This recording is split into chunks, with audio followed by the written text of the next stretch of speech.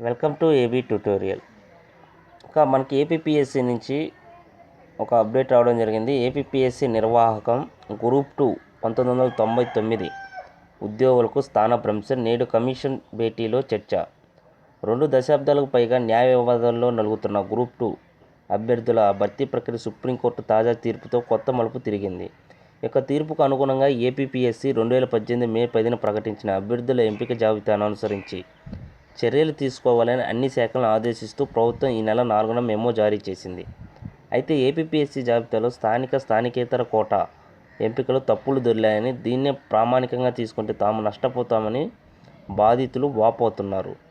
అయితే ప్రస్తుత ఉత్తర్వులతో 200 మంది ఉద్యోగ స్థానాలు మారతాయి. ఇప్పటికే వాణిజ్య పన్ను శాఖలలో ఏసీటీఓగా పనిచేస్తున్న అభ్యర్థి ఎక్సైజ్ శాఖలో ఎస్ఐ, రెవెన్యూ శాఖలో డిప్యూటీ తహసీల్దార్ పోస్టులకు మారాల్సి వస్తుంది.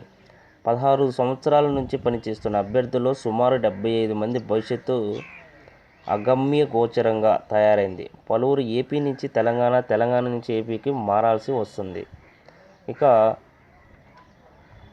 ఒకే నోటిఫికేషన్ 3 విడతల నియామకాలు.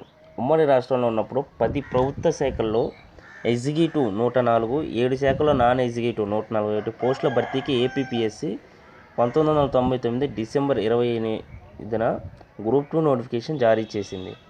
దీని ద్వారా 2000 ఆగస్టు 31 నాటి ఖాళీగా ఉన్న పోస్టులను భర్తీ చేస్తామని 2000 డిసెంబర్లో 104 ఎగ్జిక్యూటివ్ పోస్టులను భర్తీ చేసింది.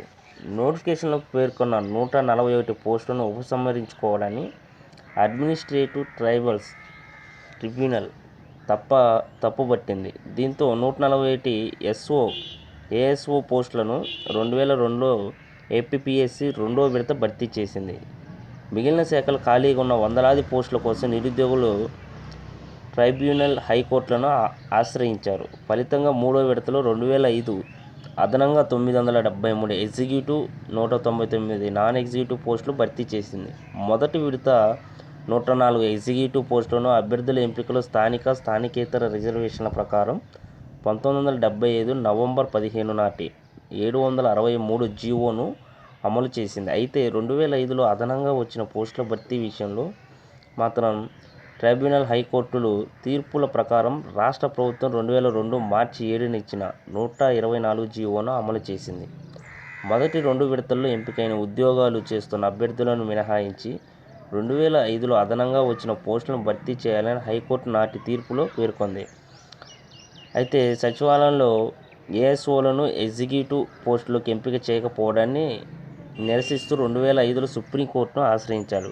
ఈ నోటిఫికేషన్ సంబంధించిన సుప్రీంకోర్టు 2015, 18, 2021 సంవత్సరాల్లో తీర్పులు వెలువరించింది.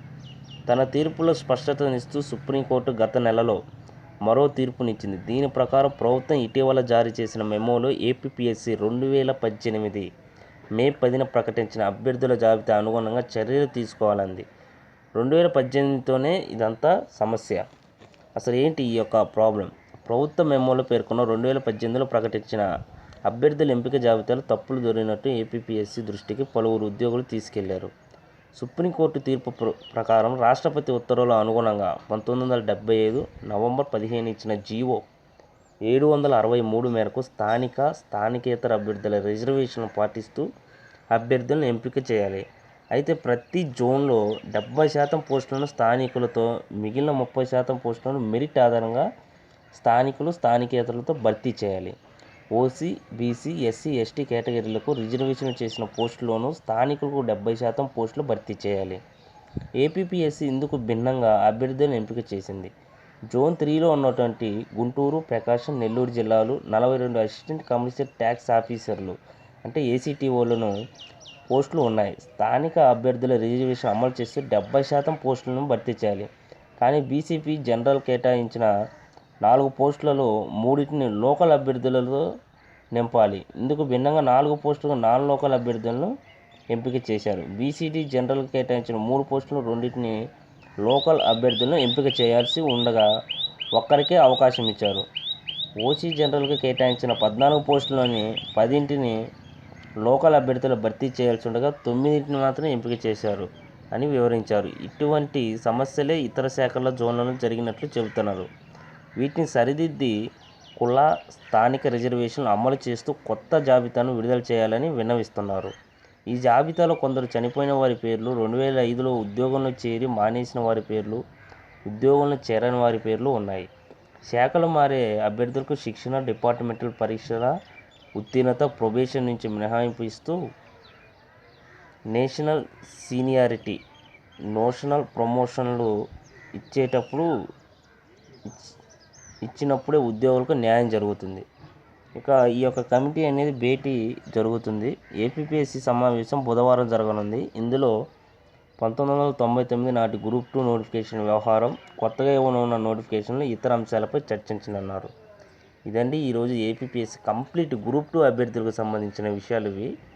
ఎగ్జిక్యూటివ్, నాన్ ఎగ్జిక్యూటివ్ అని 2 ఉంటాయి. ఖచ్చితంగా వీటిలో జోన్స్ ఉన్నాయి మనకు. అయితే ఇక్కడ జోన్ 3లో ఉన్నటువంటి ప్రకాశం, నెల్లూరు, గుంటూరు వీటి పరిధిలో అన్యాయం జరిగింది. అంటే ఇప్పుడు బీసీలో వచ్చేప్పటికి ABCDEF అని సబ్ కేటగిరీస్ ఉంటాయి. ఈ వరకు ఉన్నాయి ప్రజెంటు. ఈ యొక్క కేటగిరీలో వచ్చేప్పటికి ఎవరైతే BCBలో ఉన్నారో సపోజు వారిలో ఒక 4 పోస్టులు ఉంటే లోకల్ వాళ్ళని 4 నింపకుండా 3 నియమించి నాన్ లోకల్ వారిని ఎక్స్ట్రాగా వాళ్ళకి ఇవ్వాల్సిన 30% కంటే ఎక్కువ ఇవ్వడం జరిగింది. దీనివల్ల లోకల్ వారికి అన్యాయం జరిగింది. అలా BCBలో కానీ BCDలో కానీ ఇలా జరిగిందని ఇక్కడ రావడం జరిగింది. అదేవిధంగా ఇప్పుడు 1999లో జరిగినటువంటి ఎగ్జామ్ ప్యాటర్న్ వేరు, ఇప్పుడు 2018లో జరిగినటువంటి ఎగ్జామ్ ప్యాటర్న్ వేరు. అప్పుడు వచ్చేప్పటికి మనకి కేవలం మెయిన్స్ ద్వారా ఎగ్జామ్స్ జరుగుతున్నాయి. ఏమైనా ఇంటర్వ్యూస్ ఉన్నాయో ఉంటే జరిగి ఉండొచ్చు, మనకు అంత ఐడియా లేదు, అప్పుడు జనరేషన్ కాదు కాబట్టి. ఇప్పుడు ప్రజెంట్ 2018లో ప్రిలిమ్స్ జరిగినాయి, మెయిన్స్ జరిగినాయి. ఇక ఈ యొక్క గవర్నమెంట్ వచ్చిన తర్వాత మేము గ్రూప్ 2 స్థాయిలోపు అంటే గ్రూప్ 1కు తప్ప మిగతా అన్నిటికి కూడా ఈ యొక్క ఇంటర్వ్యూని తీసివేసాము.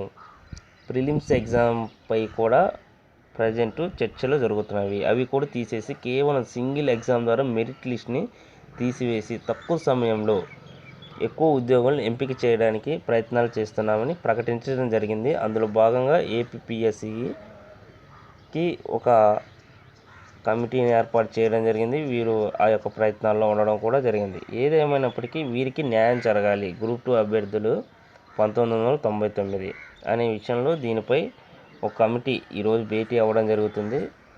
దీనిపై స్పష్టమైన క్లారిటీ వస్తుంది ఖచ్చితంగా త్వరలోనే. అప్పుడు కంప్లీట్ డీటెయిల్స్ అనేది ఇంకా వచ్చిన తర్వాత మనం ఇవ్వడం జరుగుతుంది.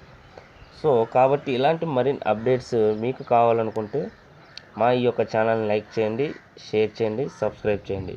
Thank you.